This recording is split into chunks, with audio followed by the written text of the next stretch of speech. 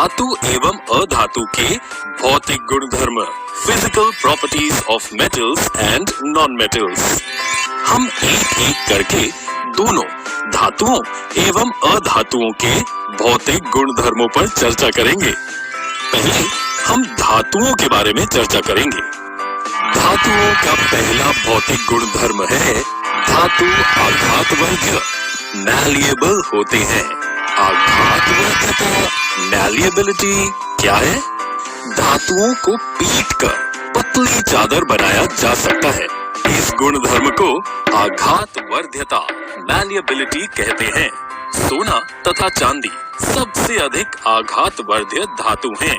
Aluminium foil का उपयोग खाद्य पदार्थों की पैकिंग के लिए किया जाता है, क्योंकि एल्यूमीनियम आघातवर्ध्य है और इसे पीटकर पतली चादरों के रूप में परिवर्तित किया जा सकता है। दूसरा गुणधर्म ये है कि धातु तन्यता, डक्टिलिटी का अर्थ क्या है? धातु को पतली तार के रूप में खींचने की क्षमता को तन्यता, डक्टिलिटी कहते हैं। सोना सबसे अधिक तन्य धातु है। चांदी भी अधिक तन्य धातुओं में से एक है। कॉपर और एल्यूमीनियम धातु भी तन्य हैं और इन्हें पतली तारों में खींचा जा सकता है। धातुओं का अगला तीसरा गुणधर्म ये है कि धातु ऊष्मा के सुचालक, गुड कंडक्टर ऑफ हीट होते हैं। चांदी ऊष्मा का सबसे अच्छे चालक है। कॉपर और एल्यूमीनियम भी ऊष्मा के अच्छे चालक हैं। लेकिन क्या आप जानते हैं कि धातु ऊष्मा का संचालन कैसे करते हैं?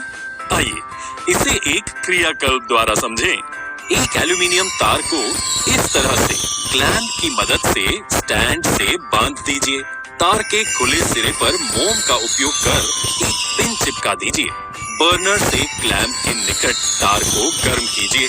थोड़ी देर बाद आप देखेंगे कि मोम से चिपकाई पिन मोम पिघलने के कारण गिर जाती है। लेकिन ऐसा कैसे संभव हुआ?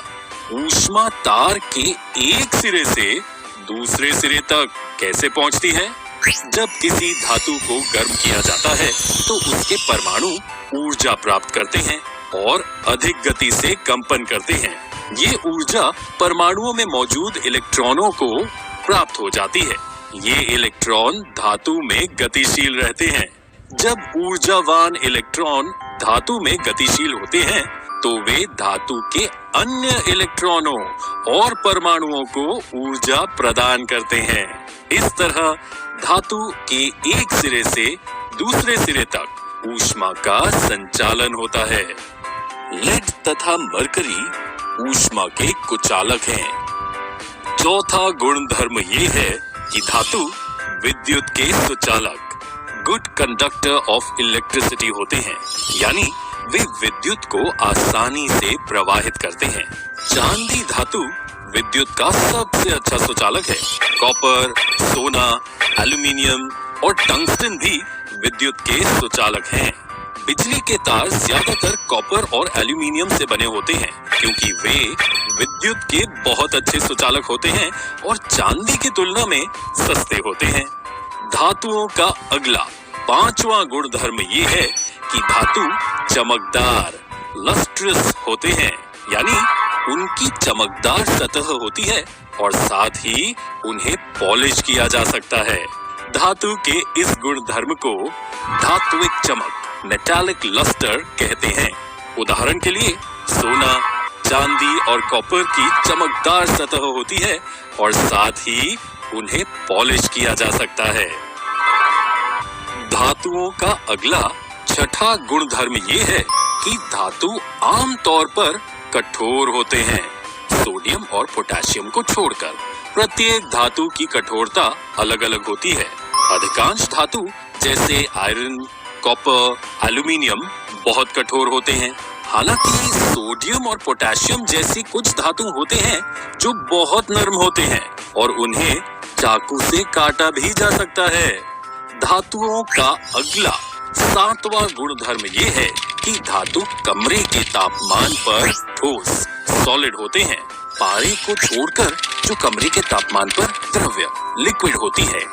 धातुओं का अगला 8वां गुणधर्म ये है कि धातुओं के गलनांक, मेल्टिंग पॉइंट एवं क्वथनांक, बॉइलिंग पॉइंट बहुत अधिक होते हैं। सोडियम और पोटेशियम को छोड़कर इनके गलनांक एवं क्वथनांक कम होते हैं। उदाहरण के लिए आयरन का गलनांक 1535 डिग्री होता है, जिसका मतलब है कि ठोस लोहा पिघल जाता है और 1535 डिग्री के उच्च तापमान पर द्रव्य लोहे में बदल जाता है। आइए आगे बढ़े धातु के 9वें गुणधर्म की ओर, जो धातु का उच्च घनत्व, डेंसिटी होता है, सोडियम और पोटेशियम को छोड़कर। इसका मतलब है कि ये धातु भारी पदार्थ हैं।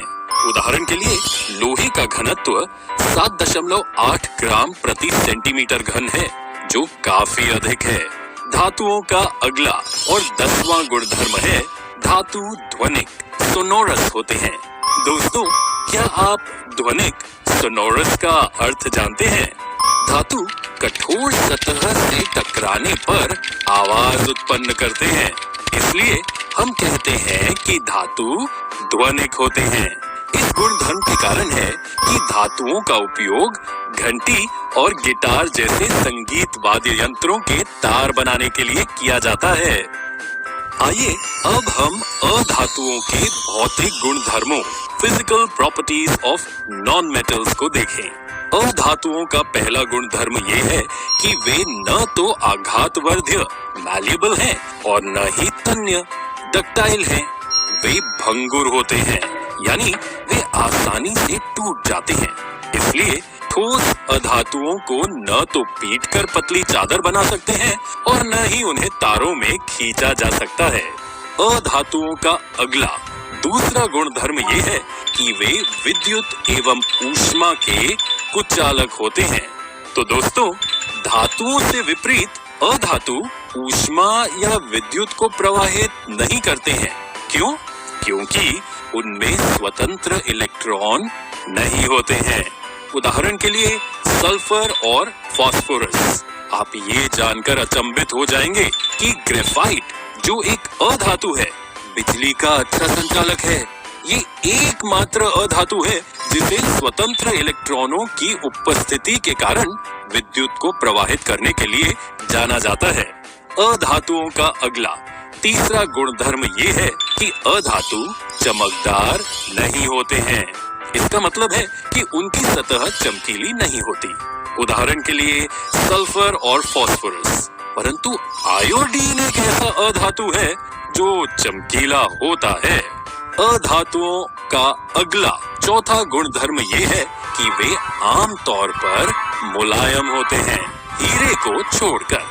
अधातुओं का पांचवा गुणधर्म ये है कि वे कमरे के तापमान पर ठोस, द्रव्य या गैस हो सकते हैं। उदाहरण के लिए कार्बन, सल्फर और फास्फोरस ठोस हैं, ब्रोमीन द्रव्य है और कमरे के तापमान पर हाइड्रोजन, ऑक्सीजन, नाइट्रोजन और क्लोरीन गैसीय हैं। अधातुओं का अगला छठा गुणधर्म ये है कि उनके क्वथनांक तथा गलनांक कम होते हैं, हीरे को छोड़कर। अधातुओं का अगला सातवां गुणधर्म ये है कि उनके घनत्व कम है, अर्थात वे हल्के पदार्थ हैं।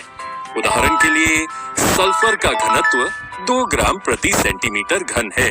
अधातुओं का अगला आठवां गुणधर्म ये है कि वे ध्वनिक नहीं होते हैं, यानी वे किसी वस्तु के साथ टकराने पर ध्वनि उत्पन्न नहीं करते हैं।